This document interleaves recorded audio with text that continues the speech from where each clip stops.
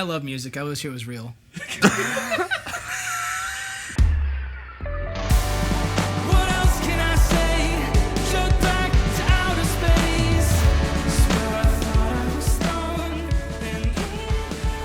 It is such a joy to have you guys in the space. It is such a joy also that we can call you friends and musical neighbors and collaborators and the crew in this band have relationships that span over a decade, right? At this point. That's true. Years of incredible, life. incredible. Yeah. Either adjacent to one another or directly collaborating. That's incredible. All connected by music and the creative forces that we want to give ourselves over to. Yeah, absolutely. I mean, we're just so thrilled. I'm happy to be a part of it. Finally happening. It's like ever evolving, which is kind of nice. There's, you guys have really turned this into a pretty impressive, like fully functioning process. That's really holistic, which is cool. Every mix I've heard in this room blew my mind. Yeah. Increasingly. So. That's amazing. No. Yeah. So we're honored to be here to get the quality of work that you guys can offer. That's amazing. Well, and, I mean, that hope was that we delivered that. Yeah. Well, you guys coming into the space and bringing what you do, which is an incredible attention to detail. Too much. And I think that's actually something I'm really curious about process-wise for you guys, and especially you, Jordan, in some of our conversations. I know you really labor with your music, and in a way where you guys, it almost feels like you wrestle with it in a way where constantly you have this standard in your mind, and there's all of these influences, and there's all of these bands that you've been right and adjacent to, and that inspire. But I love to unpack, because I think what a lot of people don't know is how long you guys have worked on your music. Yeah, it's gonna see it. We have to constantly remind ourselves that like we just played our first live show last year, like barely, not even a year ago. It was last June. And it's April, and but 2017, I think. Yeah. 2018, something like that, was when we've been playing music together since 2009. Mm-hmm. Like, there was like a high school prom was our first gig. Oh, we've evolved through like 5 different bands. You kind of hit one genre, you're kind of like, maybe this wasn't working for me. We started out like pop punk, and then got into more like indie rock, kind of like we started out like Midwest emo pop punk, and then we gravitated into the Group Love, Walk the Moon kind of indie rock stuff. And then for me, progressively, it started getting more into like indie, like synth pop, like the world of synth, and the world of sampling, and the world of what we've always loved is the blending. All the bands that we love, the Killers in 1975, Foster the People, they all have this like blend of digital and analog, where it's like I love a real kit, but I love getting that snare to sound like this, like, I don't know, gated reverb to where it sounds like a squashed like R&B sample or something like that. Like, I love blending all of that stuff together. And that's where the detail comes in, because it's just like, I don't know, we could be a jam band, but I think we've been a jam band before, and then this journey now for our stuff, for Robbers, is like getting into the production heavy elements of it. And like that's it almost sounds like it starts there and works backwards. We did. We actually never, like, we started writing everything. Exactly how we did it. Actually, every week you would bring me a new beat, and I was like, I don't know how we're gonna even think about pulling this off live, but we'll. I mean, for Robbers, really, it was a time for us to figure out like how do we want to specifically do it if we made every single decision ourselves, and not that we had any remorse towards any kind of producer we've worked with. Every single one has been amazing. But sometimes, or any other past band member, it's like there's a magic in the alchemy of a band coming together, and I love that live, and I think that's why we like bring Donovan on, or like we hire out like a saxophone player, or there'll be like auxiliary people that we really love bringing that live element to it. But I think in the studio, it's like for us to, it's like, here's all these we already have all the influences in our head, and between the two of us we can cover all our bases. We knew we were capable of pulling it off with us too, and it was by the end of kind of the all said and done with the dust and storms of bands that we've been in, we kind of just landed like, okay, we click, this is gonna work, your writing matches my writing. It's kind of a little bit difference between us though, because Jordan is by far more calculated than I am. I'm definitely more of the throw it at the wall and see what sticks and then start picking back apart. Yeah. I'm going to tweak endlessly until it sounds as close to perfect as possible. Well, it becomes a yin-yang situation. It really does. Because, yes, as a drummer, rhythmically, I leave nothing up to chance. Like, you can throw anything into that rhythm and still make it and process it to be a more detailed, continually improved rhythm. You know, eventually till you get to a point, though, where it's like, okay, there's a lot going on. It was because all the workings in my brain's just firing all at once. And then you kind of hone in on what's the real agenda on the song. Yeah. And I think we took a lot of time to learn the systems and learn how to really write together, just us two, and learn how to produce each individual thing. And Absolutely. And it makes you think about songwriting differently, because I don't have guitar. I used to have guitar brain, and now I just have music brain. Yeah. You know? Talk to me about that. That's incredible. I mean, because there's a true dichotomy between who you are as a player and who you are as an artist. My comfort zone is like lead electric guitar, you know, third above harmony. Yeah. And that's what I've always done in any like band, cover band, whatever. Yeah. As that. But then with this stuff, I like with what we just played with live shows for Robbers live shows, it's like I can't think about what I'm playing on guitar. I have to do as much pre-planning as possible to not worry about tap dancing and getting the right tones or whatever, because that's not the most important part at the end of the day. It's like and that's something Donovan and I have talked a lot about, because he fronts his own band, and it's like we were both like love instruments. We love instrumentals. I love like finding a really fat Moog bass, or like you know, the perfect chimey, you know, chorusy guitar, or the perfect just like you know, sidechain compressed, you know, synth like EDM type stuff. I love all that stuff. But at the end of the day, like for the song, people connect with the human voice, people connect with the melodies, people connect with the lyrics. And again, I'm a lyrics guy second. Like the Edith is like a very metaphorical song. It's not anything that's like I actually personally went through. Sure. Yeah. There are other songs that are more personal, but I like a concept album. Love a concept album. But yeah, I just had to like go from guitar player brain to, once we got into all the other instruments, and then really getting more into like drums and like polyrhythms and like other stuff that how you write, I had to get into your brain and be like, okay, just how does your brain work? How do you throw a cowbell into this song and not make it sound like, you know, Saturday Night Live or whatever? No, it's definitely a dialing in for sure on drum sounds, but honestly, it's the fact of learning how to produce rhythmically and start to, you know, build a layer, then let it set, get the next layer going, build that layer, let it set, and figure out how to, I always say, how to interlock all the rhythms together. You know, you might have something that's like a dotted quarter note situation that's like the primary rhythm. Then you have another one that's like eighth note, and then another one that's going to be like a weird triplet at the end that kind of throws that like street beat style to it. So like, zoom it out though. We've spent a lot of time playing in cover bands together. Like country, a ton of country, and then also we've been in pop cover bands too. How much did playing pop music live inform how you wrote and recorded this record? Because I feel like this feels poppy. Yeah, it's pop. Yeah. How much of that is informed by what you've been playing with the cover bands?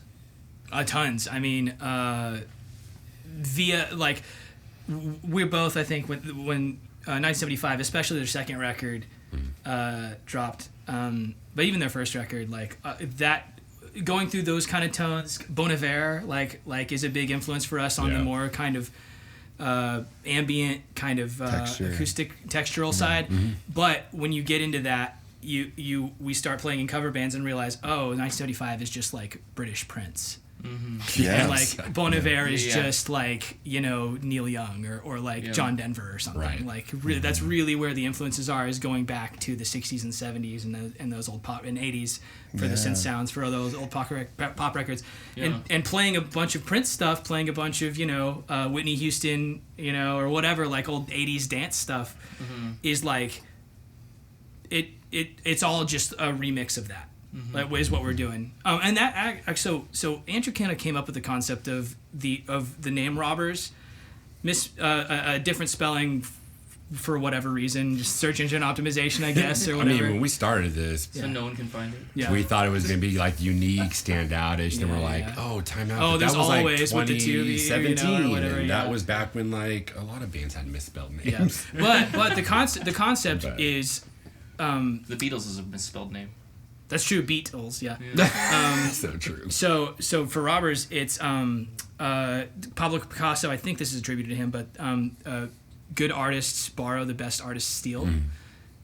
So we're robbing from all of our influences and just being kind of like out in the open about that, because I think I really love music etymology and the history of like where sounds come from, like we just talked about with all of our influences, and instead of like being too cool and thinking we're so unique, it's like, no, like celebrate the history and celebrate all of the influences that you take in and then remix in your brain and then forget when you put it to the page, and then you write something and it's like, oh, that's where that came from, but you don't realize until the song is done or maybe years down the line. Oh man, so I was listening to Damn the Torpedoes this week, the Tom Petty record. Okay. And I realized that in 1980 whatever, when he was releasing that he was nostalgic.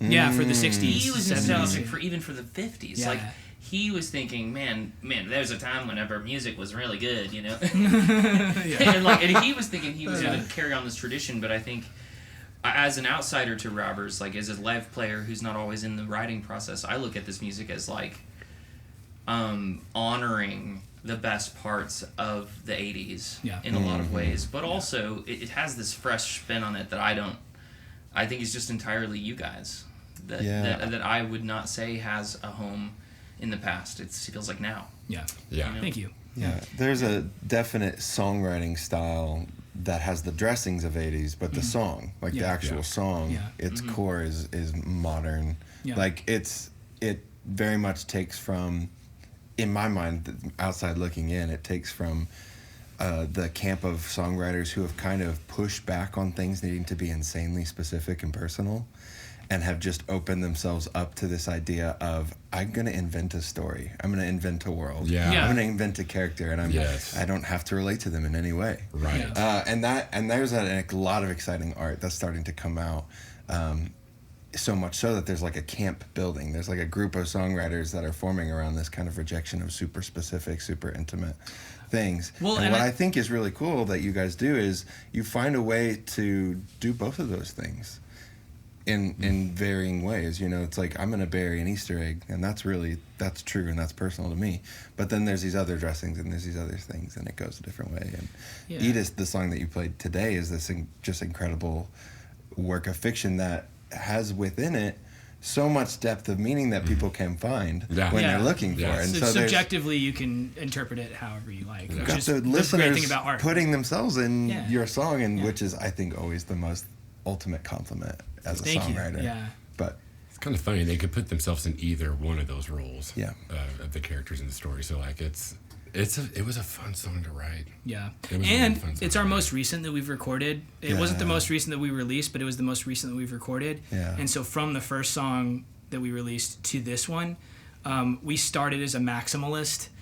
Throw everything in the kitchen sink, and then like 15 keyboard layers and all this stuff, like all these layers and layers and layers of stuff. And what we found through the process is like sometimes, most of the time, less is more. Yeah. Like the more snare samples you stack on top of things, like the less you actually get out of it. Yeah. So Edith, track number wise, has the least amount of tracks of all of our songs, and it hits the hardest, I think. Like seems to be the seems the most most clear and direct in concept and in mix as well. So. yeah. So here's a question for you as a songwriter, because I love coming in from the outside into this band. One, because Jordan and I happen to be related. So I've known Jordan my whole life. I remember when you were born, actually. Pull up the Polaroids. And doesn't the story go kind of that you were an early voice of confidence for him in his voice? Well, encouraging him? Yeah, he showed me the Beatles when I was like 14.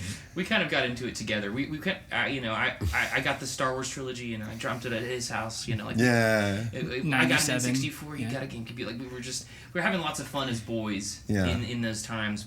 But I would say that Jordan. Maybe I influenced him a little bit, but Jordan has always been better at me at everything that I brought into his world.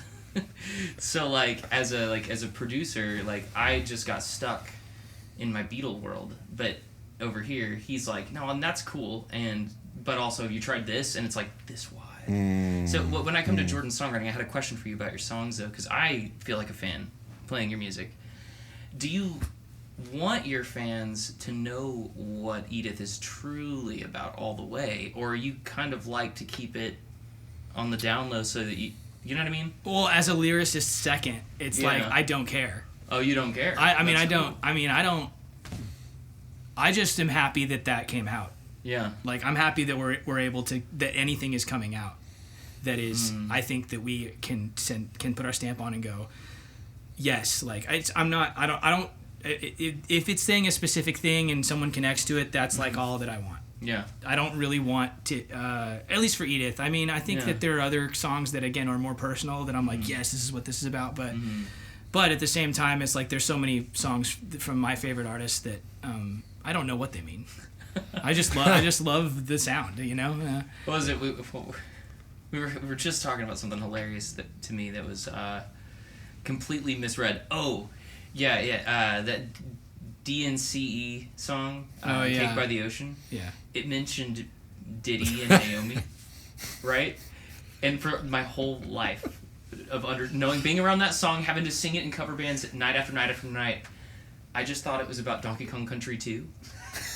Diddy Kong? Yeah, I thought Diddy Kong Racing. And I thought, like, for sure that there was just a fun little Super Nintendo, like, throwback.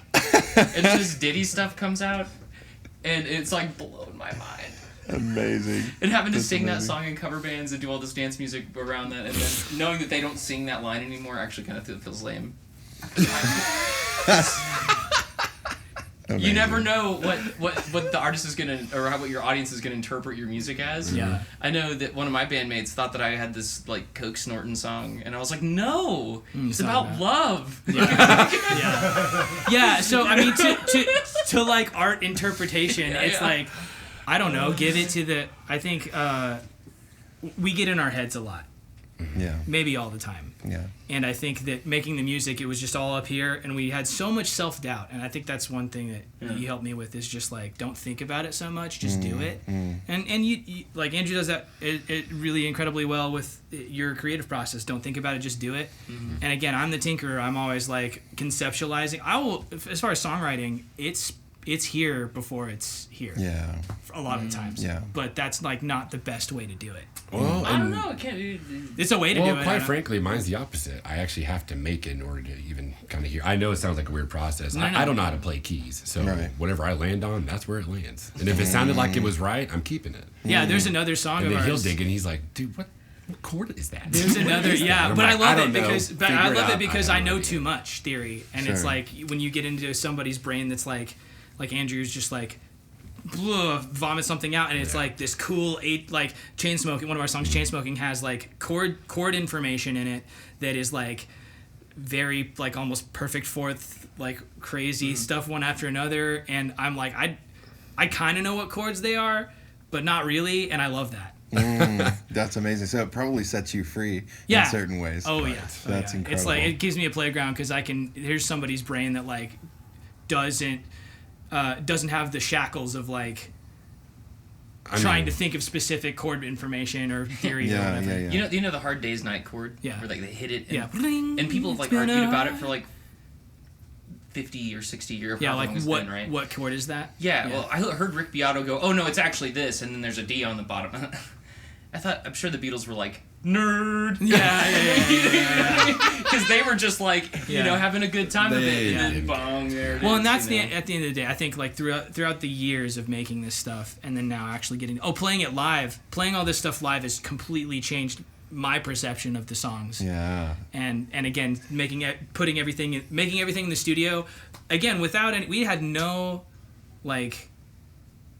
We didn't intend to play live. Yeah, we were just gonna release music and just release song after song. It was just once a week for however many years. Dude, a lot. I'd come over to your house, you come over to my house, and we'd just sit down and pizza, a 2-liter, and let's get at it. Yeah, let's get at it. I mean, whatever's just up for that day, whether it be vocals or so when did the concept that we could bring this to a stage, I mean, happen for you guys? I got to be at that release show for the record and experience it, and it was so epic. I mean, it had so many intentional elements and all the layers, and Donovan's band opens, and then of course he hops in. Well, and Yasmin played as well, which was just so. I mean, such an honor. The level of she's pop excellence. Artist. It was a night of pop excellence, which is like kind of what I thought of it, what I wanted, you know. But culminating in this incredibly human experience. I know you guys talk about the tinkering and the perfecting, and that's so audible, but what is so impressive to me is that you are able to retain a very human element to your music. When I experience it as a record and when I experience it live with you guys, it feels as human as any jam band to me.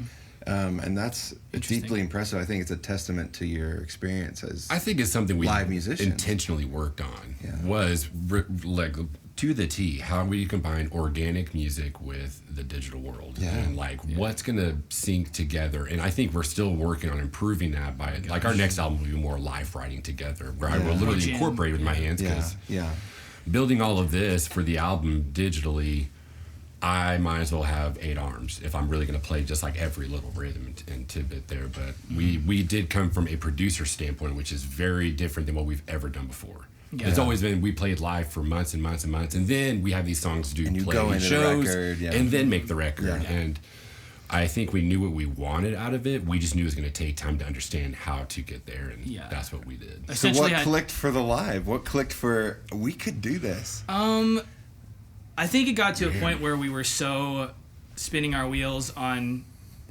all the songs that we had that we had released, and it was like there wasn't enough momentum. And at the end of the day, we started out playing live. We started out in cover bands and jam bands and playing in church and stuff. And so it's almost coming back home. It's coming back home. It is coming back home because again we made all this stuff and then we kind of lost some momentum. Like 2020 happened and everyone's stuck at home or whatever, and then 2021, 2022. It's like okay, so we start dropping stuff in like 2022, 2023, and then we're like okay. I need to see these in my brain. I need to see these. So they're not real to me unless we're on a stage and we're sweating and we're doing the thing. Yeah, and you mentioned it transformed the music for you. It did. It made me think about the songs a lot differently, and just all the future the future process we have how on this will go about is going to change for sure, and change for the better to be more hands-on mid writing. It gave I think us a lot of confidence to keep going forward. Well, I would say there's something very impressive with what you did, and that's that you didn't stop working on it for, what is it, since 2017 is when you started recording these songs? Yeah. What it takes to finish anything is to sacrifice your time, and for you guys it was band practice day, 2-liter pizza. You know, on my side of, across the state where we're working is the same thing, is if you don't sacrifice that time, it won't eventually happen. Yeah. And I'm sure for everybody watching this, it's just a band that just started, and they just heard their first. I do genuinely think that is going to be people's experience, and so it's exciting for me to unpack that a little bit, because the tenacity and the stick-to-itiveness that you brought to making this record is exceptional, because 5 years of toil to a first release would give anybody license to say, you know what? Never mind. Let's just do, this isn't doing anything. It isn't going anywhere.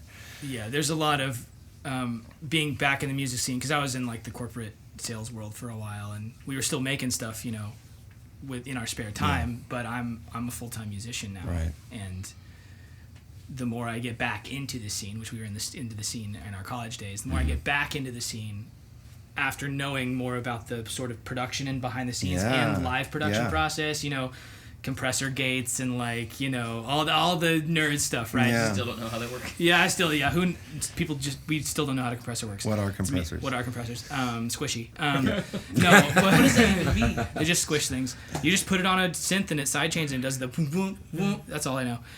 No. That was such a great description. You nailed that. But then I get to going and playing not stuff that I've written or not stuff that the cover bands or playing with other artists here in OKC that we got we're playing for a couple. There's like one specific artist that we're playing for that we didn't write the music. We had nothing to do with it, but it's very pop production heavy, very digital, like track heavy. Yeah. And it's like, because of the experience we had with our own stuff, we can now go and into these spaces where other bands, other artists have to hire VEUX studios or have to hire, you know, and kind of figuring out the line between that, because like I spun my wheels thinking like I'm gonna mix and master this whole thing. No, dude. Like I mean I could, but like I feel like my brain would break if I tried to soup to nuts like totally turn like 100%. Have to do the whole, and that's a continuing conversation, because I was that's like, the revolving door is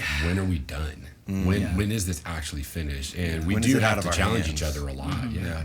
Like, dude, we can't get better than this. This is it. And or we can, half but the like, time is it's it worth just- is it worth the time and the energy? Oh, Well, man. yeah, Have you and- guys ever had to just start over on a song? Like, you work one, and then you're like, you know what? It's not right. And then you just do it again. Ooh. Well, No, you actually we lost just- a lot of your music. Well, that's a whole other story. But the more so, I mean, those are just ones we'll backlog and maybe come back on. Like through the process of learning Ableton, which I'm a 50% capability guy. I just want to see it on print so I can just mess with it there. But Jordan is the know-how of like really polishing something up. So it is, again, a yin to a yang. But like within that process, I mean, we ended up backlogging ourselves like 25 other songs that are just kind of hanging You out. bring me a new thing every week, and I was like, "That's cool. We need to release." This I was song. a creative fountain for a good season where I just would start new idea after new idea. I had them in my head. I just had to hear it in the real world. Like, what does it look like when I don't have to try to remember this? And perfecting a habit of finishing. That is Finishing where sucks. It's the worst. exactly. You have to not white knuckle it anymore. You have to Right. be like somebody has to come and pry We it out of are your hands. hitting the process of learning to let go. Collaborate more, you And know, trust more with trust others. more with others. Yeah. You have this like mix of personalities that you've got a guy who just like for good or for bad doesn't know how to do it, so like he just throws the cool idea out over and over and over again. Oh, You got absolutely. you who's like maybe the opposite of the grease, like no, it has to be a certain way. It has to be a certain way, and I'm thinking 15 What? steps ahead, and I'm actually Right. paralyzing myself by how much I'm analyzing it. Sure. Yeah. And I mean, when we talk about this on the phone all the time, so like if there is like that much work in it, Yeah. what is your why? Why do you guys keep doing it? Oh my god. To get girls, Yeah. definitely. This is why we went to the moon or faked it. Nah, Close up on that one? We might have faked going to the moon. Yeah. Who's to say? who's to say? Who's to say if we went to the moon? Neil knows. Old Neil. He's the No, only but one. why? Like, why? Why are you guys doing this music? I need to know because I'm up on the stage shaking it for you. I think the best songs that we as people write were only really meant to better ourselves. Say more about that. Yeah, what does that mean? Well, I just think that music is self-healing. Music literally is self-healing. It's to process whatever turmoil or whatever good you want to express. Absolutely. It's good. And so there's a cause and effect, right? You cause the song from whatever's going on. The only effect is if someone chooses to actually like that song as well or relate to it. So music's only as good as how relatable you are as a person. But the best songs you release were the biggest monuments or testaments to yourself as a person. And I mean, if not, then Yeah, if not, you're not doing it for yourself anymore. I think as a musician, you should do it for yourself first, and you do it for others second, because the second part, you can't give them your best yourself if you're not doing it for yourself in the first place. It's good. Yeah. And that translates to It live. also puts a lot of pressure on art to create it for something else, and that's a famous Rick Rubin idea, is that Oh right. things that are made for a demographic are commerce, Yes. Yeah. and things that are Yeah. made by artists for themselves are art, Right. and that making it for yourself first actually so happens to be the best thing you can possibly do for an audience, Right. Yeah. because you have put your love and yourself and your authenticity forward. Right. And that's a really beautiful. That's a really beautiful and honestly a philosophical place more than it is Right. a creative place. But Yeah. it's cool to hear you say that. And echo it. You know, and I think you guys showing up and being just so proud of what you do is a testament to that. I wasn't for a long time. I was I wasn't necessarily not proud. I was just I had so much imposter syndrome. Just like, can I do this? Should we do this? Whatever. Because again, going back to the guitar, lead guitar, backing vocals thing, it's like, here's my comfort zone. And then this whole wide world of everything else opens up, and we can do it. We can do it. But it was like weekly conversation of, can we do it? Will we do it? It's like, does it matter? Who cares? It's like having this? like a... We care, apparently, because we've been doing it for years. Right. It's like having like multiple subscriptions. You kind of get so busy looking at what you could do, you just get stuck scrolling through what you can do. You just don't do it. Analysis paralysis. And, paralysis by analysis. We got there. Exactly. Yeah. And that's what playing live and giving the art away, giving it up, and not white knuckling it, like you said. Once we gave it away and started playing it, and people really live play, because it's just so funny. It's like we weren't a real band until we started playing live.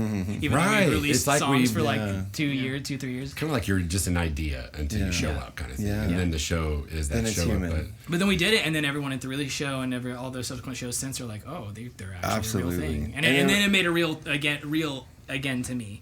I was like, okay, cool. It was a feedback loop to affirm, okay, this is for real. It was a blood flow thing. I mean, we can spend all of our time giving up our energy trying to create this project and create the music. And it's going to take our energy. Yeah. But like, you got to refill that cup back up. And how do you do that? Is you play live. People are paying to see your most authentic self do the best thing you can do.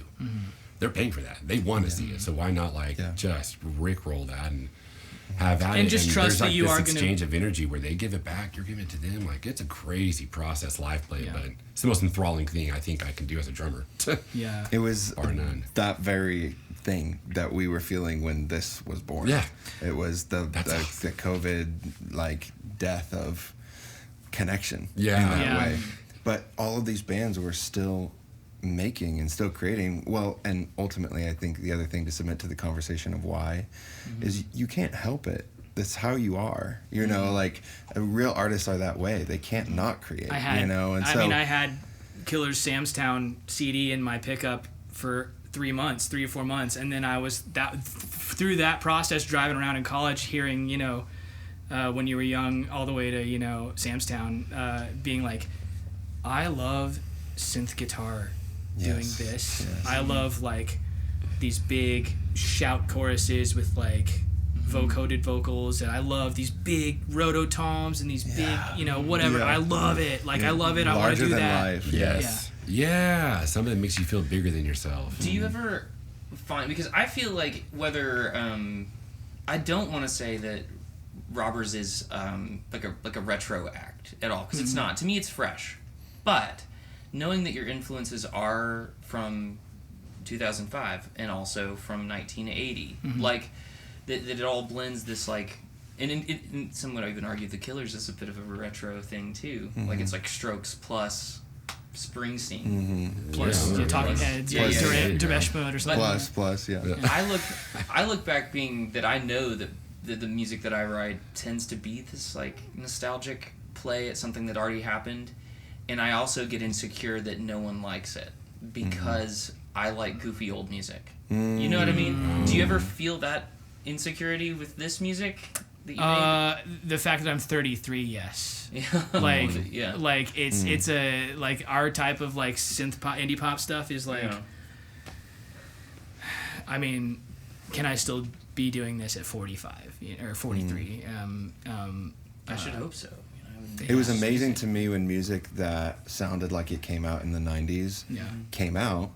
And and this was the first time I experienced this, where I was like, I know exactly what that is. And then there recently? was this. And we've kind of all been listening to some of those charts start to take on these 90 aesthetics. But we all immediately recognized that. But that was the first time that had happened in my life, where the music that came out in my lifetime was now making a comeback in my lifetime. And the kids didn't know what it was. That was the first time that was, and I remember them hearing the 90s stuff and me being like, this is not fresh at all, and then being like, this is so fresh. Yeah. They were so excited by it. Yeah. Right. And And like, I this think is the Spice Girls. it or like shoegaze and grunge is like so big right now, and I'm I'm telling you, 100%. man, Whoa. history repeats itself. Yeah, it's just all cycle. Just with Well, the new view, with it new is minds. a really, I think, confidence builder for creatives who we live in our own creative cycles of influences and decades from the past, to remember that for the first time someone will hear that throwback sound and be absolutely lit up like They've magic. never heard it before. Fire. And so as you guys continue to create, I just want to remind you, there are people engaging with your music at a daily level that are absolutely lit up for it like Christmas. And because they don't think about No. what has come before or whatever. They don't think about it to the detail that we do, and that's they good. might and that's literally good. not know it exists. Yeah. Right. You know, and so it's so exciting to keep, it's a torch carrying mentality for me. It's like you're carrying something that has immense cultural and significance. So keep on It's doing what you guys are amazing. doing. Thank you. That's amazing to hear. Yeah. I'm super thankful for you as who you are as people and how you choose to interface with the creative community, and it's just a joy to lift you guys up. And we're big fans of Jordan, Andrew, Donovan. We're super big fans of you guys. So And thank you, man. Thank you for having us. Like, the recording experience was incredible. Never had that before. Never done that before. It's nice to be pampered. Yeah. Yeah. You guys are incredible at again, what you do. As us who have can put on an entire live show with our own in-ear monitors and tracks and projector graphics and all that stuff that we've made a whole cloth ourselves, to go in here and go, oh, this is nice, so we can just focus on performing. Yeah. That is nice. For any creatives out there, anyone wanting to make anything, and there is that imposter syndrome that's like, I can't do this, I'm not good enough. Just make finished is better than perfect.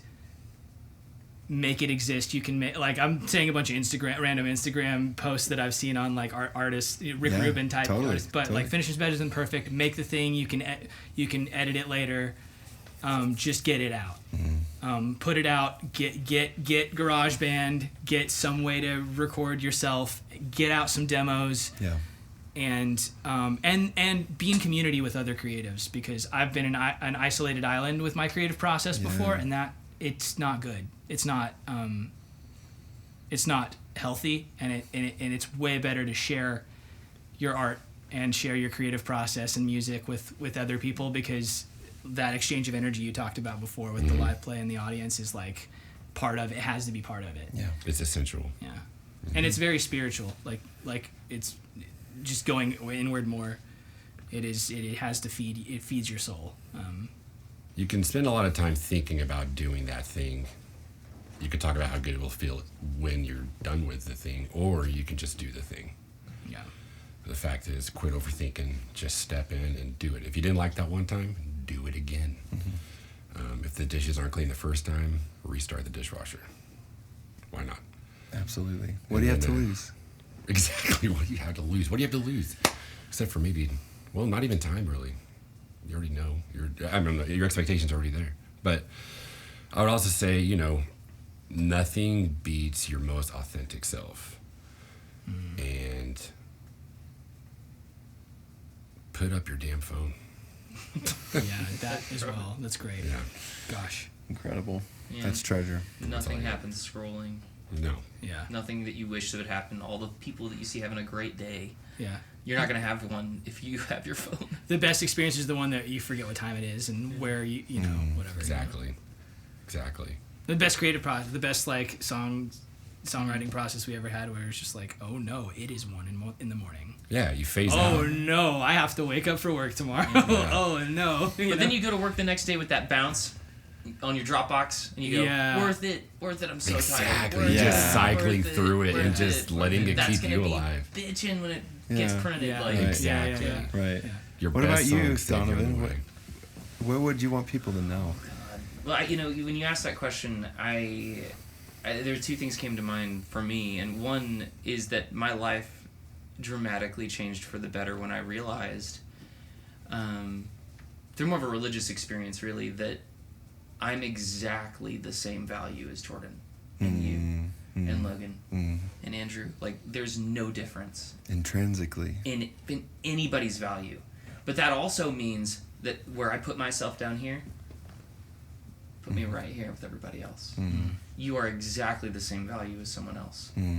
And so that shifted my whole mindset with what it is that I was doing with everything. Instead of acting out of insecurity and lack, it was bringing myself to the table, finally knowing that like, I deserve the air I'm breathing right now. It's gonna be okay, you know. Yes. So like that's what I would love for people to get out of anything that I'm doing.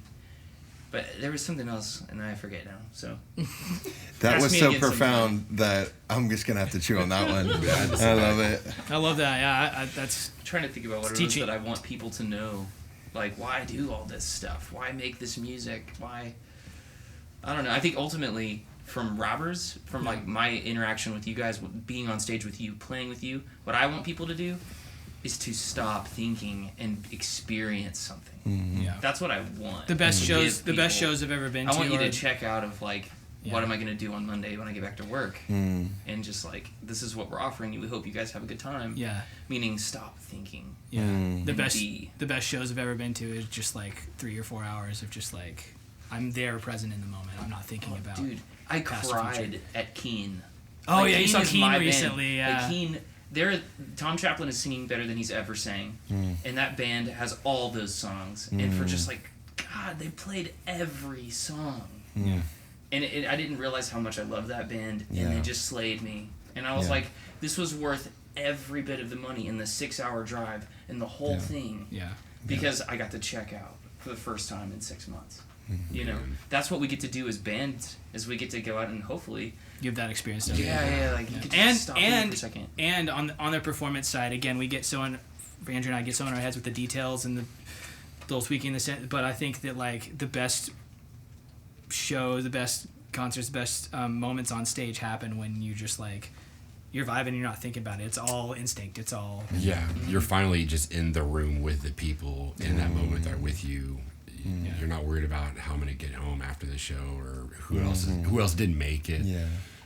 It's like, it kind of reminds me somewhat of my wedding day, where it's like, I kind of blacked out during the whole day. I don't remember much of that day, you know, because it's all so frantic and crazy. It's very much, it's just a big event day. Well, and you look back, you're like, whoa, all that just went down. Oh, that was nice. Like, I had such a great time. That gave me more life to want to do this again. You know, it's and you don't get those days all the time. No, it's rarity. I mean, dude, think about how many people there are in this world and how many people do not even get to play an instrument on stage. We were mind-blowing at how rare that we get to do what we do with the people we're doing it with, in the time frame that we are, with the abilities that we have, the technology. Like, this will never happen again. And that's a wild thing to think about. Do you ever feel that way? Like sometimes for you, sitting in front of the nicest set of studio monitors and the best set of rack gear in the coolest house, do you ever wake up and go, oh yeah, that's Tuesday for me? I have to remember that, like used to, I had to play a Squire. 100%. You know? Part of my story is just being in a really poor pastor's kid in his parents' basement, and my family didn't come from money, and they didn't come from opportunity, and so everything was just longing. It was just like looking at the thing from the outside and going, wow, that just seems so glamorous. So it is constantly important to me, and I know so many of my friends like you guys, to remind myself of that every day. That the fact that we're here, gratitude, the fact that we're in this space, the fact that we're able to do this today, and maybe hopefully tomorrow, and maybe hopefully the day after that, is such a gift. And it's so sacred, just that truth of rarity, just that truth of opportunity. And so it makes it very important to me that the people that I work with, the projects that I do, the intention that I bring, that it's intentional. And that it is so special, and this is so rare. So what are we going to do with it? You know, I won so many lotteries by being born. I was born as a white male American. 3 lotteries right off the top. And then I was given opportunity in music. And then I was given great opportunity in that world. Then I met all these cool... I start running out of fingers for the amount of lotteries we're winning, guys. It's like... So, absolutely, I think gratitude forward is the really only way. So great. But we love you guys. We're in Love you guys. decade.